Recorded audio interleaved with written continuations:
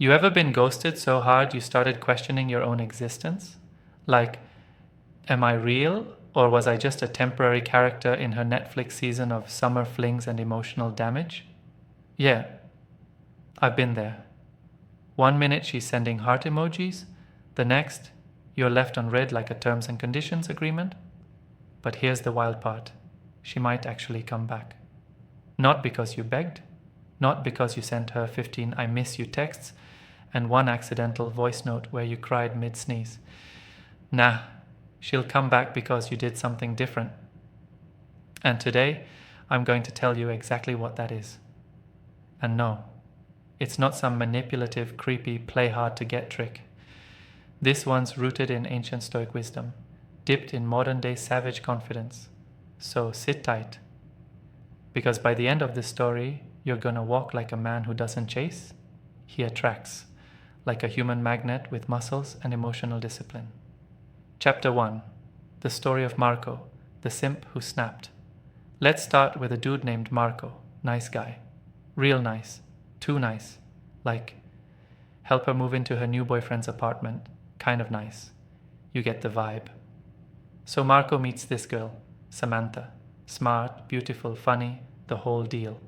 They click instantly. Laughs, late night talks, even shared Spotify playlists, which we all know is the modern love language. But as time passed, something started to shift. Samantha became distant. Her texts slowed. Her enthusiasm faded. And suddenly, Marco went from, "Good morning, babe," to "Scene 2:13 p.m."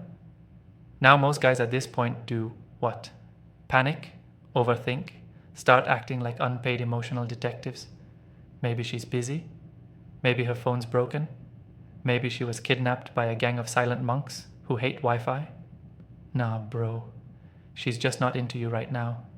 But instead of falling apart, Marco did the unexpected. He did nothing. And that's where it gets good. Chapter 2. The art of doing nothing like a damn emperor.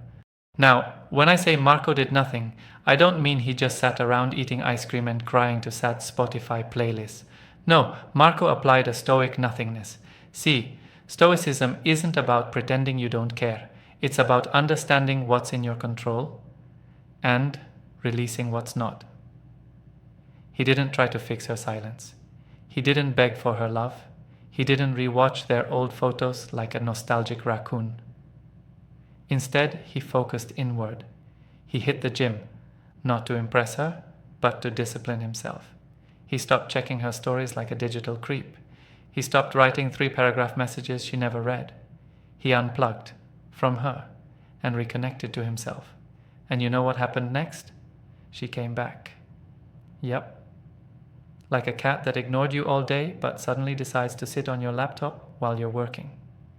Samantha reappeared. Why? Because stillness is louder than desperation. Chapter 3. The magnetic pull of indifference. Here's the Stoic source. We suffer more often in imagination than in reality. Seneca. Samantha didn't come back because Marco begged. She came back because she felt a void. A silence where there used to be neediness. And that silence was magnetic. See, when you stop reacting, you start attracting. People can feel when you pull your energy away. It's like spiritual Bluetooth disconnecting. And suddenly, they wonder what changed. Here's the kicker. Most women expect you to react, to chase, to validate, to crumble. But when you don't, when you stay still, composed, building yourself like a Stoic warrior, she'll be forced to face her own reflection in your absence. And sometimes that's the most powerful thing you can do. Chapter 4.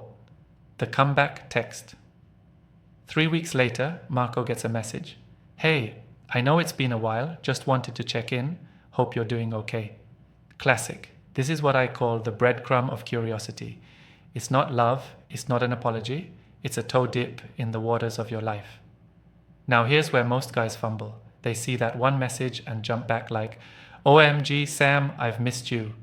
Let's talk, please. I've changed. I've learned how to make banana bread now. No, stop. Marco, he waited. He didn't reply for a few hours. Not out of manipulation, but because he was busy actually living.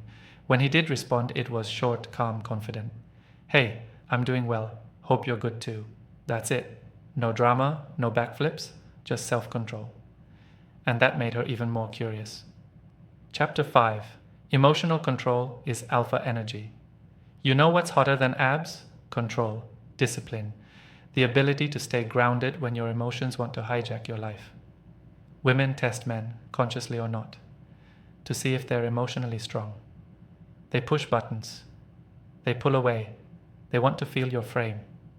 If you fall apart the moment she withdraws, what message does that send?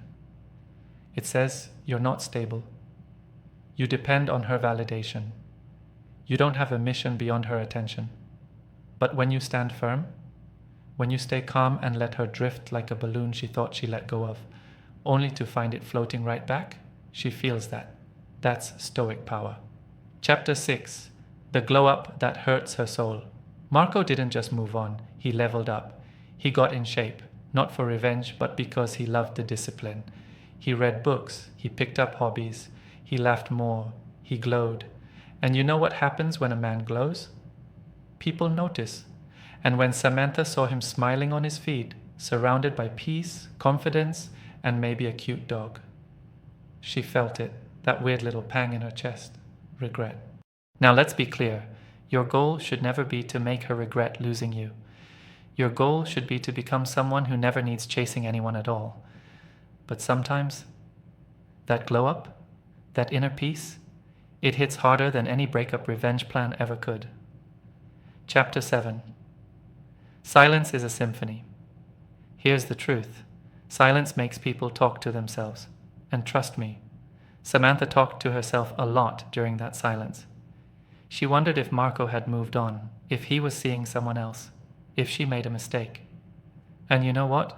That's the point. Let her mind run marathons. Let her imagination do the heavy lifting. Because when you stop explaining yourself and just live, people are forced to interpret your silence. And that mystery is irresistible. Chapter 8. When she comes back, then what? So now she's calling again, texting, suddenly accidentally liking your old photos. Maybe she even says she misses what you had. What do you do? Here's the test. Don't just let her back in because she returned. Ask yourself, has she changed? Have you changed? Is she still looking for attention? Or has she realized your value? Remember, a Stoic doesn't open his gates to every knock. Sometimes people come back not because they value you, but because they miss the control they had. Protect your peace like it's treasure, because it is. Chapter 9. The victory is inner peace. The real win isn't her crawling back. The real victory is when you stop caring if she does.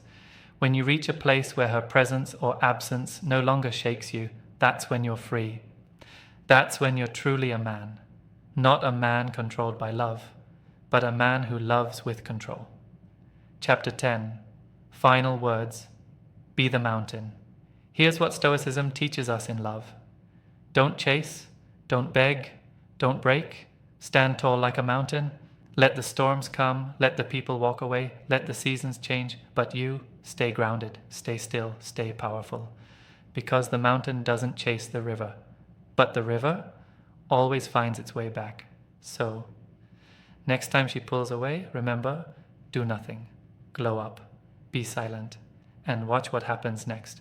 She won't just come back, she'll come back crawling.